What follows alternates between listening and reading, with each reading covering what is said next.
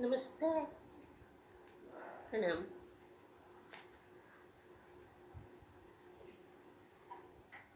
आज की कक्षा में आप लोगों का पुनः स्वागत है। देखिए,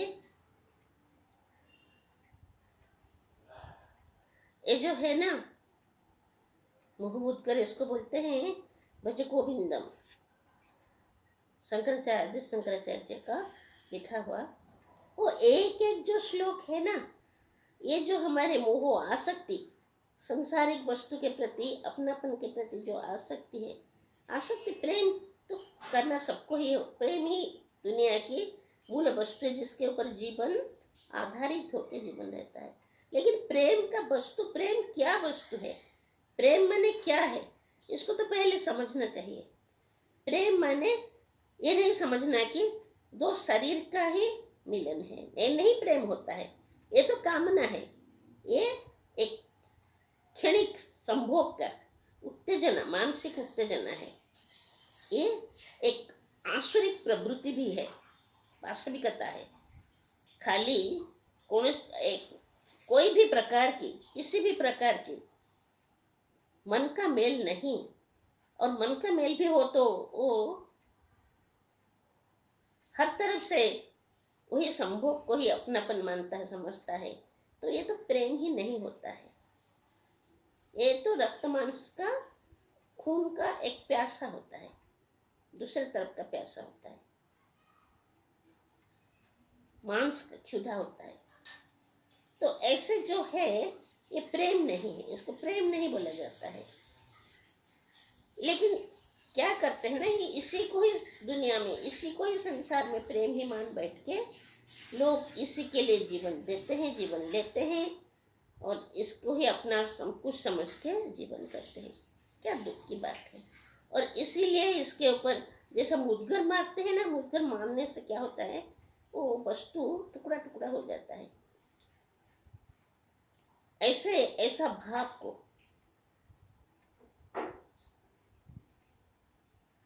आसक्तिपूर्ण भाव को,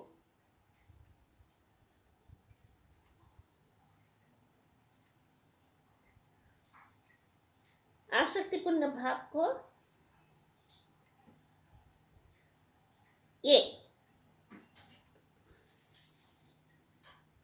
उसको शुद्ध करके, निर्मल करके, ये प्रेम नहीं है भाई। प्रेम अगर करना है तो प्रेम कैसा करना है, भगवान को पाने के लिए संसार में जो वो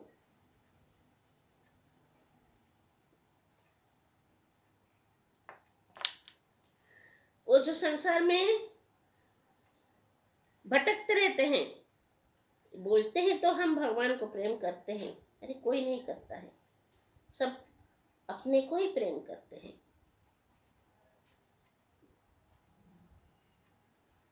भगवान को प्रेम करने वाले व्यक्ति कोई शारीरिक संभोग का कोई इच्छा ही उनके पास रहता ही नहीं, होता ही नहीं, हो ही नहीं सकता है। तो इसीलिए वो ऐसा एक दृष्टांत देते हैं, और इसके माध्यम से जो शिक्षा हम लोगों को देते हैं ना, इतनी बढ़िया है, इतनी बढ़िया है। हमको तो लगता है कि आप लोगों को अच्छा लगता होगा, नहीं जानती हूँ को आपको क्या लगता है, लेकिन मेरा विश्वास है कि आप लोगों को अच्छा लगता होगा।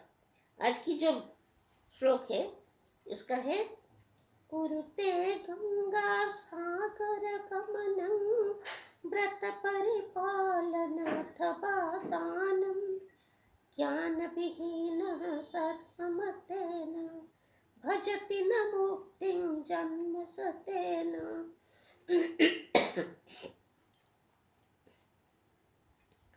कुरुते गंगा सागर गमनं व्रत परिपालनाथवा दानं ज्ञान विहीन सर्वमतेन भजति न मुक्तिं जन्म सतेन। संसार का जीवन को उपभोग करते करते, विलास व्यसन की जीवन व्यतीत करते करते आदमी को मन में कभी आता है कि अच्छा हम तो ये सब करता है, थोड़ा बहुत कुछ हम पुण्य भी कर ले, कुछ अच्छा काम कर ले। तो क्या करते हैं ना, वो उससे ही हमारा उद्धार हो जाएगा। और क्या करते हैं हम, कुछ मंदिर में जाते हैं, दर्शन करके आ जाते हैं भगवान को। इसका मन नहीं कि सब काम अच्छा नहीं है, काम तो अच्छा ही है, बहुत उत्कृष्ट काम है। गंगा सागर चले जाएंगे, गंगा जी में स्नान कर लेंगे, जितने तीर्थों में वहाँ तीर्थों करके आ जाएंगे, 4 धाम करके आ जाएंगे, गंगोत्री, जमुनोत्री, बद्री, केदार सब जाके आ जाएंगे। यहाँ भी जो 4 धाम है, जगन्नाथ जी, द्वारका जी, रामेश्वरम और बद्रीनाथ, वो चारों धाम को भी हम दर्शन कर लेंगे और दान करेंगे, पुण्य करेंगे, यज्ञ करेंगे, थोड़ा बहुत जब दुनियादारी भी करेंगे, जब थोड़ा सा टाइम मिल जाता है, समय मिल जाता है, तो इसको ऐसा छोटा मोटा कुछ काम करने से अरे हो गया, इसमें से हमारा हो गया भाई, हमारा जीवन उद्धार हो जाएगा, हमको कुछ पुण्य मिल गया। लेकिन सच में बोले तो इसमें से कुछ कुछ पुण्य तो मिलता ही है, जरूर मिलता है, ये पुण्य काम ही है। लेकिन इस काम के द्वारा मुक्ति प्राप्त नहीं होता है, अब संसार के बंधन से मुक्त नहीं हो सकते हैं। थोड़ा बहुत पुण्य मिल जाता है, जैसे कुछ एक बैलेंस में दोनों तरफ रखा है। एक तरफ से आपका पुण्य, किसी न कुछ पुण्य के हैं, संसार उपभोग करके, संसार को, जीवन को, इस प्रतिष्ठा के पीछे, प्रतिपत्ति के पीछे, अपना खानदानी को मेंटेन करने के पीछे, ये सब में पीछे पड़ते हुए आप कुछ पुण्य भी किए हैं, कुछ पाप भी किए हैं, और इसको जब आप तुलते हैं, इसमें तोल रहे हैं, तो आपको लगता है कि कभी हमारा पुण्य भी अधिक ज़्यादा हो गया है, हम बहुत कुछ किए हैं, दान पुण्य किए हैं, लेकिन करते समय हमारे मन में ये भी भावना है कि हम करते हैं, हम पुण्य किए हैं, माने इसके पीछे भी अहंकार है, हम किए हैं। एक्चुअली दान देने तो ऐसा माना जाता है कि दान अगर दायां हाथ में दान दिया जाए तो बायां हाथ को भी पता नहीं चले कि हम क्या दिया है। और अगर हम हमारा दान का डिम डिम पिटते रहे, सब ऐसा ये करते रहे कि चारों तरफ माइक लगा के, माइक के साथ ये क्या है, वो क्या है, अपना मुंह ही माइक हो जाता है। माइक लगाने का जरूरी नहीं, हम सबको बोलते रहेंगे, हम ये क्या, वो क्या, वो क्या, गया वो पुण्य भी उसी तरफ उसी क्षण चला जाता है। और ना भी बोले हम इसको रखे तो भी वो पुण्य फल का एक परिसीमा होता है, टाइम का एक परिसीमा होता है। और जो पुण्य फल मिलता है, कुछ देर तक आपको कुछ पुण्य फल मिलेगा। आप सबसे ज़्यादा पुण्य फल आपको क्या मिलेगा, आप स्वर्ग में जाएंगे, कुछ दिन रहेंगे, वहाँ आप गेस्ट के रूप में रहेंगे। अपने घर में जब गेस्ट आते हैं ना, आप क्या करते हैं, 5 दिन रहे, 10 दिन रहे, अरे भाई रहना क्यों, अभी चले जाने सोचते, आप तो मेहमान हैं हमारे घर में, हमको बहुत आनंद आता है आपकी उपस्थिति में, और थोड़े दिन रुकिए, यहाँ रुक जाने में क्या तकलीफ है। हाँ, थोड़े दिन और रुक गया, अगर आपने देखने लगे कि वो मेहमान तो अभी जाने का सवाल उठाते ही नहीं, 1 महीना हो गया, 2 महीना हो गया, तो क्या होगा, आप धीरे धीरे पूछने लगेंगे, अरे भाई आपका जो वहाँ इतना बड़ा बिजनेस था वो क्या हुआ, अब तो बहुत दिन यहाँ रह गए, तो उसको क्या हुआ, नहीं वो सब कुछ हम करके आ गया था, बंटवारा करके आ गया था, हमारे साथ जो हमारा पार्टनर थे उनको हमने कुछ समझा बुझा के आ गया।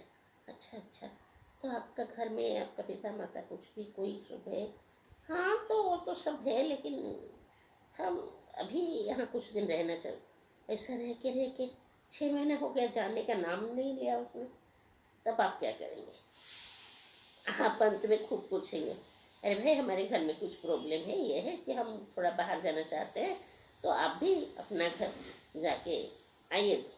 जब तक हम बाहर जाते हैं ना, कुछ बहाना करके आप सोचेंगे कि हम इनको कैसे घर से निकालें।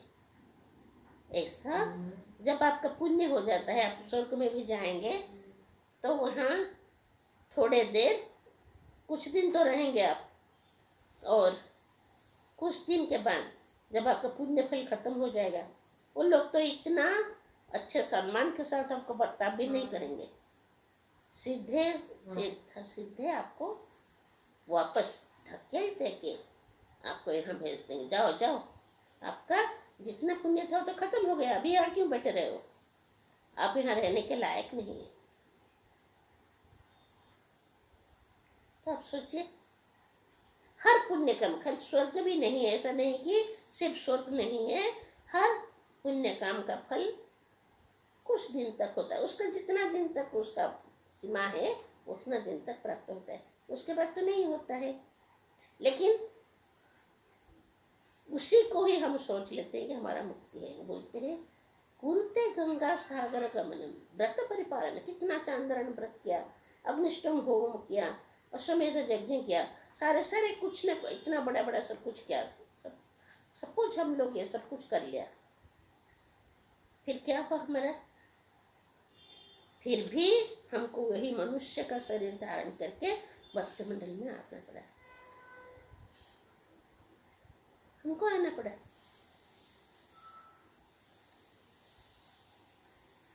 और कुछ दिन हम गवाए, ऐसा करके चलने दिए कि कभी कुछ अच्छा काम, कभी कुछ बुरा काम, और इसके पीछे हमारा अहंकार भी रहा, हम क्या है, अच्छा काम भी हम क्या है, बुरा काम हम क्या है, और इसका फल भी हमको भुगतना पड़ता है।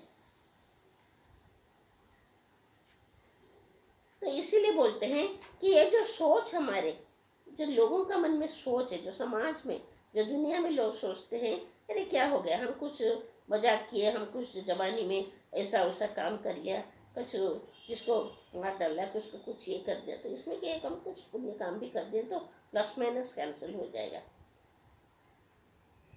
ऐसा नहीं होता है।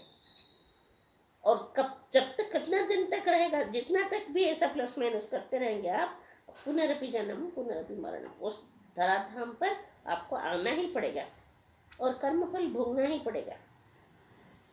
इसीलिए बोलते हैं कि यही जो जन्म है, ऐसा अगर आप शत जन्म में, शत जन्म में आप फिर पैदा हुए, फिर जन्म लिए, फिर जन्म लिया, फिर जन्म लिया, फिर मरण के चक्कर में चला गया। ये संसार है जन्म मृत्यु, जन्म मरण धर्मी। संसार में कोई आके नहीं यहाँ रुक सकता है, हर किसी को जाना पड़ता है, हर आने वाले को जाना पड़ता है। तो इस संसार में हम आके जब सोचेंगे कि नहीं नहीं, हमारा यहाँ ही परमानेंट रहना है हमको, और बार हम यहाँ आते हैं और चले जाते हैं, आते हैं और जाते हैं, लेकिन आते समय तो हम आते हैं, लेकिन जाते समय खुले हाथ जाते हैं, कुछ है ही नहीं साथ में। क्या होना चाहिए साथ में? वो होना चाहिए, वो पाथर, वो जो हाथ में लेके हम जाते हैं ना, हमारा जैसा टिकट लेके जाते हैं, ऐसा हमारे हाथ में कुछ वस्तु ऐसा होना चाहिए जो हमारा जीवन को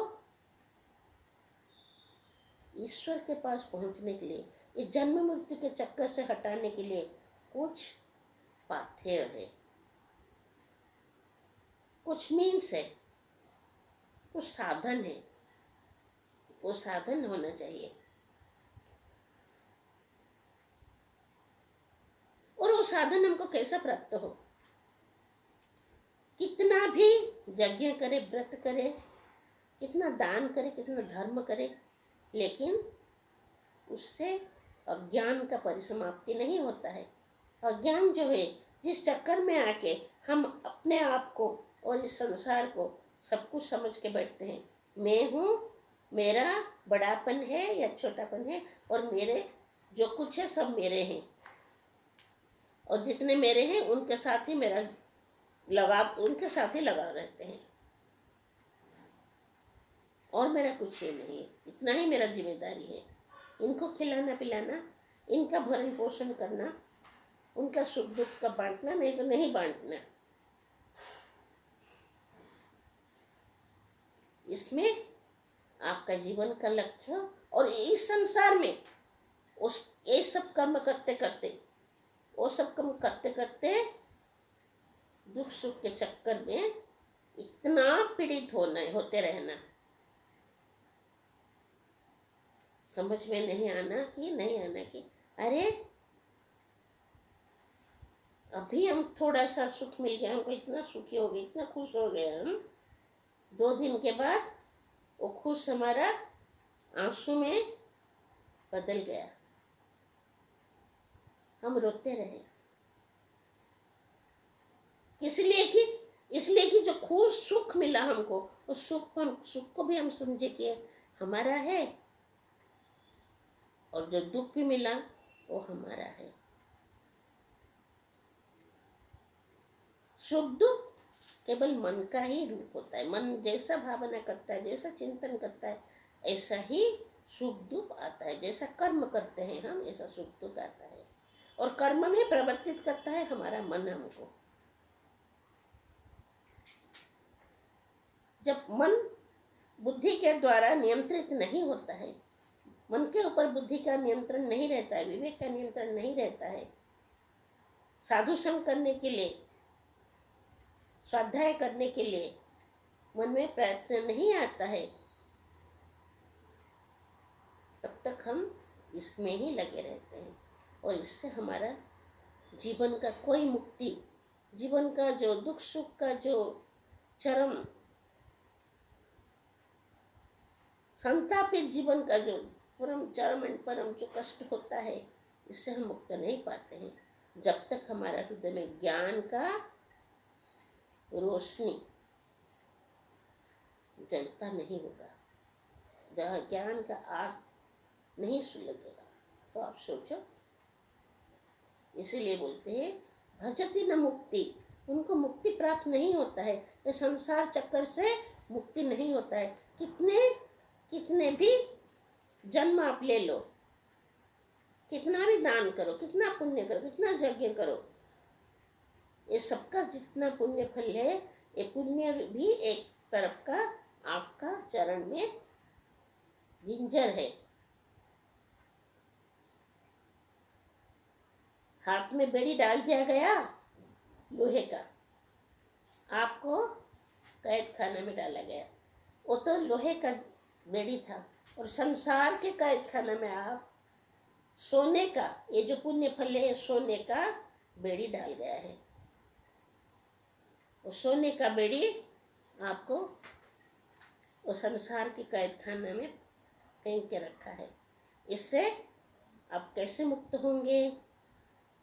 जब आपके अंदर ज्ञान का उदय होगा। और ज्ञान उदय के लिए क्या करना है? सत्संग करना है, गुरु के समीप जाना है, गुरु की सेवा करके उनके पास ज्ञान का भिक्षा करना है। तो यही होता है जन्म मरण रूपी इस संसार से सर्वथा सर्वदा सर्वरूप से मुक्ति पाने का एक ही सरल पंथा, और दूसरी पंथा है ही नहीं। इसके लिए कोई पंथा है ही नहीं, ये एक ही पंथा है इससे मुक्ति पाने के लिए। इसीलिए बोलते हैं कुरुते गंगा सागर गमनम व्रत परिपालन अथवा दानम। ज्ञान विहीन, अगर ज्ञान नहीं है, ये संसार सब कुछ तुच्छ है, नश्वर है, क्षणभंगुर है, आज है कल नहीं रहेगा।